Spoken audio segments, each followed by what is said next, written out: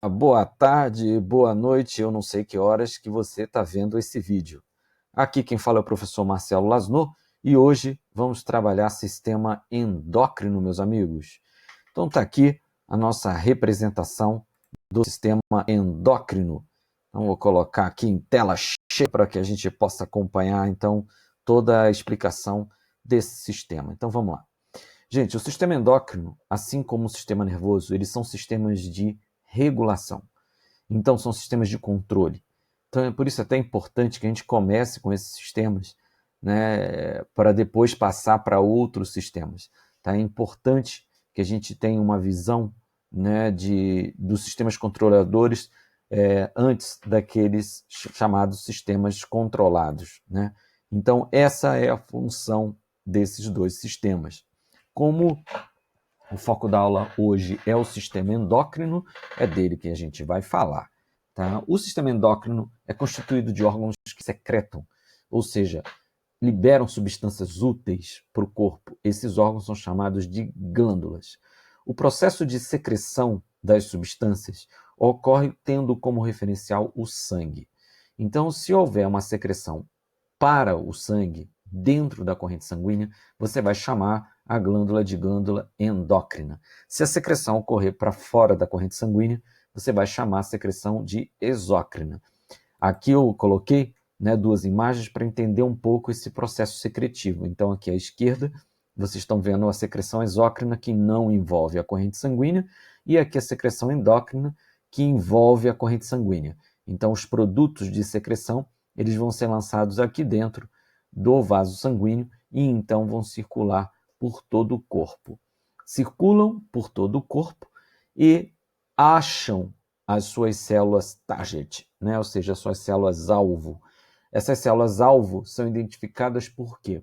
Fiz uma representação aqui com esse pequeno retângulo verde que representa uma proteína que pode ser superficial ou interna da célula, já eu explico a diferença, mas que se comporta como receptores para esses hormônios.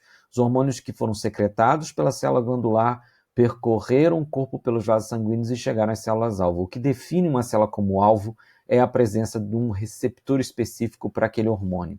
De modo que os hormônios se comportam, como eu botei no título do slide, como mensageiros químicos. Então eles circulam, né, pelo corpo, carregando uma mensagem.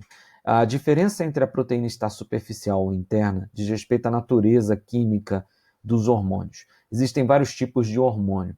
Os hormônios lipídicos, eles costumam ter receptores internos da célula, no caso dos hormônios sexuais, por exemplo, testosterona, progesterona e estrógeno. E hormônios de outras naturezas acabam sendo recebidos superficialmente, é o caso, por exemplo, dos hormônios proteicos, como a insulina, por exemplo. De toda forma, ambos precisam de um receptor para serem identificados. Quando o hormônio conecta com seu receptor, o que se espera da célula-alvo é que ela responda. E aí tem dois tipos de resposta. Ou ela aumenta uma determinada atividade interna, ou então ela diminui essa atividade interna. Vou pegar um exemplo, dois exemplos rápidos. Um exemplo, por exemplo, poderia ser o da insulina. No caso da insulina, quando há conexão do hormônio, o que se dá é um aumento de permeabilidade à glicose nessa célula que recebeu o hormônio. No caso, por exemplo, de um hormônio tiroidiano, por exemplo, um T4, a tiroxina, por exemplo, ela é um ativador de transcrição.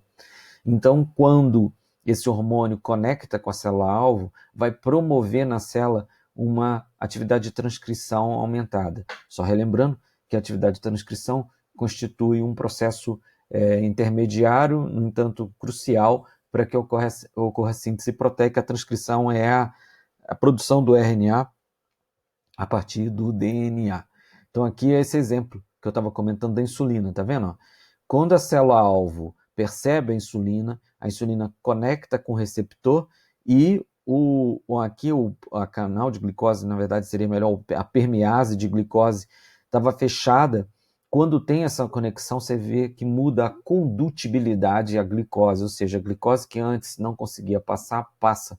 Por isso que a insulina, mais para frente a gente vai ver, ela é um hormônio que está ligado com a questão da diminuição da glicemia geral. Pessoal, essa é a primeira parte da aula de hormônio E já já a gente continua na segunda parte, tá? Forte abraço, já já estamos juntos de novo.